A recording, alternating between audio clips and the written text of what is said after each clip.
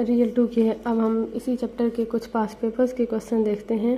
जैसे 2020 के past paper का क्वेश्चन है, prove that a continuous function on a close interval is integrable and show by using a counter example that converse is not true. मतलब जो हर continuous function होता है close interval पे वो इंटीग्रेबल भी होता है, लेकिन हर इंटीग्रेबल फंक्शन जो है वो ज़रूरी नहीं है कंटीन्यूअस हो।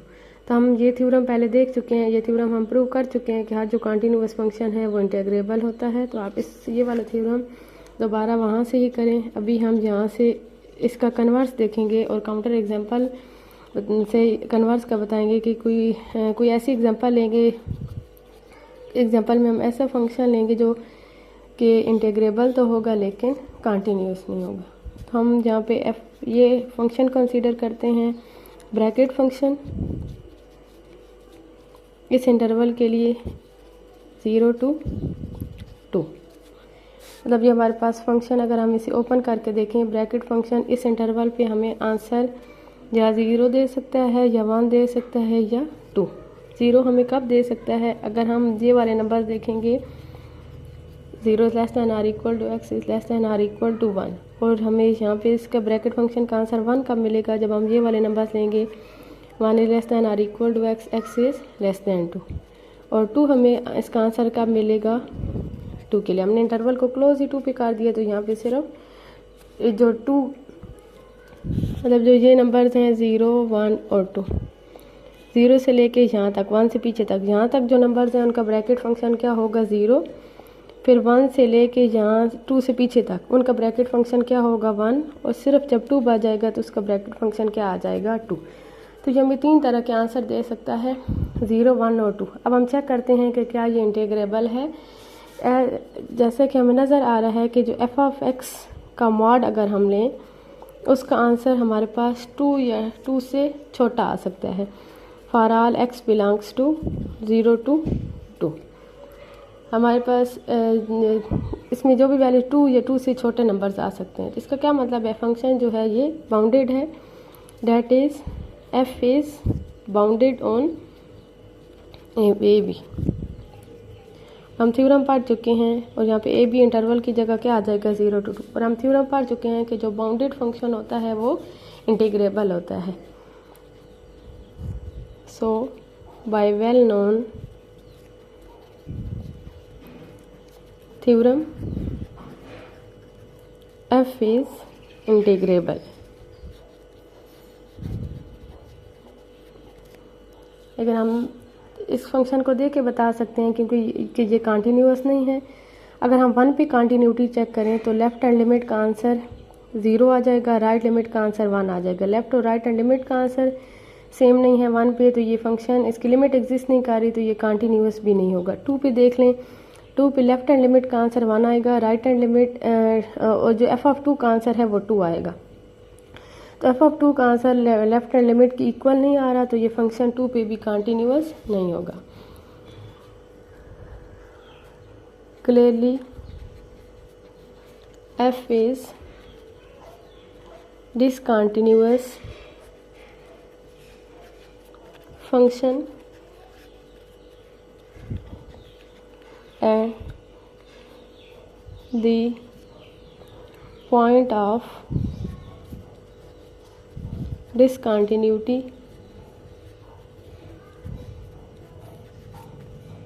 are 1 and 2।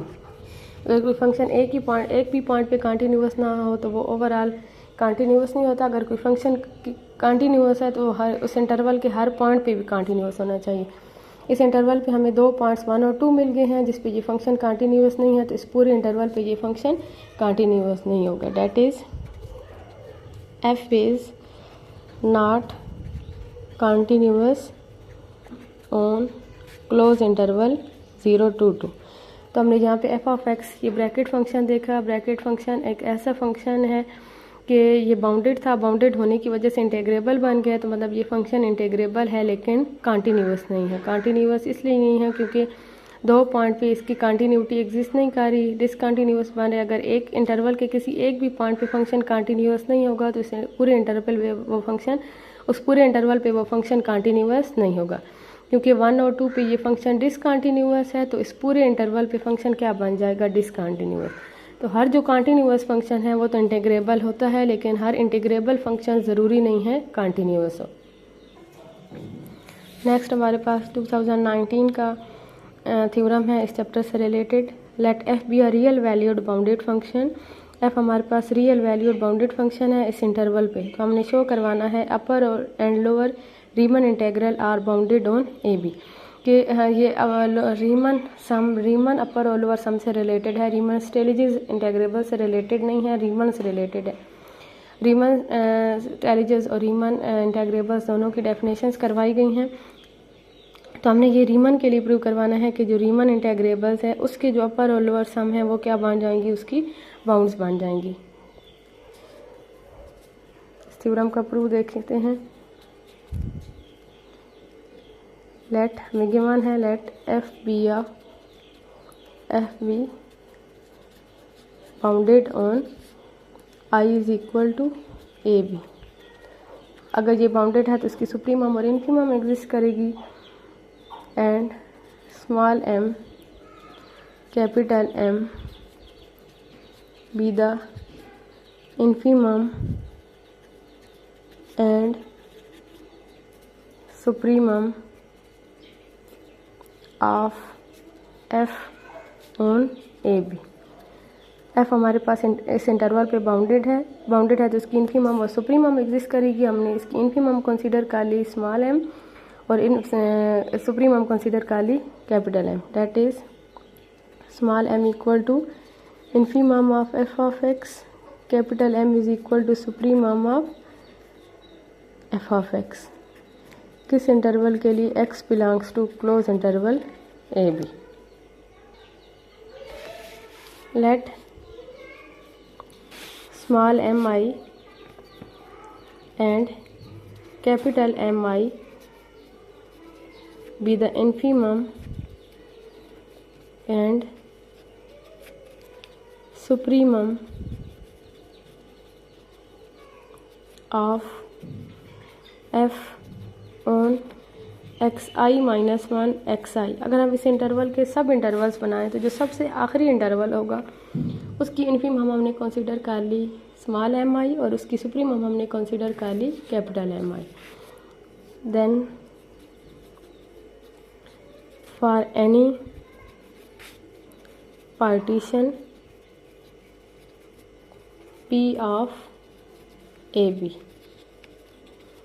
अब हमने एल पी एफ अल्फ़ा नहीं बल्कि lower sum L P F find करना है, रीमन सम फाइंड करना है।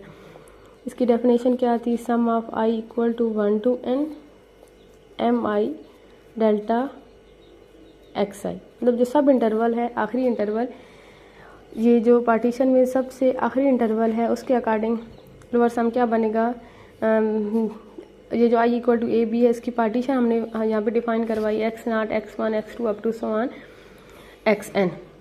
तो एल पी एफ क्या बन जाएगा? Sum of i equal to 1 to n m i delta x i. अब ये जो आखिरी इंटरवल है इसकी इन्फीमम जो है वो किससे बड़ी होगी? इस इंटरवल के इन्फीमम से। मतलब ये जो स्मॉल एम आई है ये किससे ग्रेटर इक्वल होगा? स्मॉल एम से। As M I is greater than or equal to small M. तो एम आई की जगह अगर हम एम पुट कर दें तो ये रिलेशन क्या बन जाएगा? Sum of i is equal to 1 to n small m delta x i. अब जो सब इंटरवल्स बनाएंगे, जैसे फॉर एग्जांपल हमारे पास ये इंटरवल है 0 to 3 और एफ ऑफ एक्स है हमारे पास एक्स स्क्वायर। हम इसके सब इंटरवल्स बनाते हैं 0 1 1 2 2 3। ये जो आखिरी इंटरवल है ये हमारे पास वहाँ पे है एक्स आई माइनस 1 एक्स आई और ये हमारे पास है ए बी। अगर हम इस इंटरवल की इन्फीमम देखें तो इस इंटरवल की इन्फीमम हमारे पास क्या बनेगी कि जो इंटरवल का स्टार्टिंग पॉइंट है इसको क्या पुट कर दें? फंक्शन में पुट कर दें। तो मतलब यहाँ पे जो हमारे पास स्मॉल m है वो हमारे पास किसकी इक्वल होगा? f ऑफ 0 की इक्वल। फंक्शन में 0 पुट कर दो, यहाँ पे 0 पुट कर दे, इसकी इन्फीमम क्या आ जाएगी? 0। और जो स्मॉल mi है वो हमारे पास क्या है? इस आखिरी इंटरवल की इन्फीमम है। तो इसके लिए क्या करें कि जो इंटरवल का स्टार्टिंग पॉइंट है उसको फंक्शन में पुट कर दें एफ ऑफ टू का आंसर क्या आ जाएगा 2 का स्क्वायर 4। तो इस एग्जांपल से आप देख सकते हैं m इज़ जो ये एम आई है, M I is greater than or equal to small है, मतलब वो जो m है स्मॉल m वो क्या है एम आई से लेस है, तो एम आई क्या बन जाएगा स्मॉल m से ग्रेटर बन जाएगा। तो इस रिलेशन को हमने यहाँ पे यूज़ किया, sum of i equal to 1 to n, m आई की वैल्यू पुट कर दिया, m I is greater than or equal to m, L P F is greater than or equal to m को integration से बाय ले लें, delta x i पे summation apply करवा दें, सब क्या बच जाएगा sum of i is equal to 1 to n delta x i, इस पे समेशन अप्लाई करवा दें तो ये हमारे पास इसकी फॉर्म बन जाएगी b माइनस ए, ये बनेगा x1 माइनस एक्स नॉट, फिर x2 minus x1, x3 minus x1, जो आपको पहले ओपन करके चेक करवाया हुआ है, तो सिर्फ आखिरी और पहला पॉइंट बच जाएगा, आखिरी पॉइंट xi और पहला पॉइंट x नॉट, xi किसकी इक्वल होता है b की इक्वल और x नॉट किसकी इक्वल होता है a की इक्वल। तो L P F is greater than or equal to m into B minus a, इसकी इक्वेशन 1 का नाम दे दें। अब हम अपर सम फाइंड करते हैं। नाउ यू पी एफ की डेफिनेशन क्या है, sum of i is equal to 1 to n capital M y delta x i. जैसे ये सुप्रीम में लेस का रिलेशन नोट कर रहा है, उसी तरह आप इस एग्जांपल से देख सकते हैं कि इंटरवल का आखिरी पॉइंट जो है वो फंक्शन में पुट करके चेक कर लें तो सुप्रीम आ जाएगी M I capital M I is less than or equal to capital M. Equal की कंडीशन भी होल्ड कर सकती है और ये जो ith इंटरवल है उसकी इन्फिमम लेस भी हो सकती है। तो इसमें इसकी वैल्यू पुट कर दी, sum of i is equal to 1 to n capital M delta x i, U P F is less than or equal to capital M delta L x i पे समेशन अप्लाई करवा दे तो इसका answer आ जाएगा b minus A.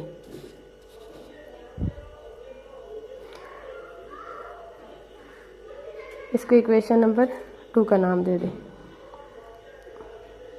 And और हमें पता है L P F is less than or equal to U P F. Lower sum हमेशा अपर सम से छोटा होता है। इक्वेशन 1 और 2 को कंबाइन करें, 1, 2 और 3 को, फ्रॉम 1, 2 एंड 3 क्या रिलेशन बनेगा। 1 की ये पहले साइड देख लें, m into B minus A is less than or equal to L P F, LPF is less than or equal to UPF, UPF is less than or equal to capital M into B minus A. This implies that upper sum UPF and lower sum LPF are bounded on I for bounded function. अगर function bounded होगा तो जिस interval पे bounded होगा तो उस interval के अपर और लोअर सम भी बाउंडेड होंगे। अब इनकी लोअर बाउंड क्या बनेगी m into B minus a और अपर बाउंड क्या बनेगी capital M into B minus a. Upper और लोअर सम की लोअर बाउंड फाइंड करनी है तो इन्फीमम को इंटरवल की लेंथ से और अपर बाउंड फाइंड करनी है तो सुप्रीमम को इंटरवल की लेंथ से मल्टीप्लाई करवा दें।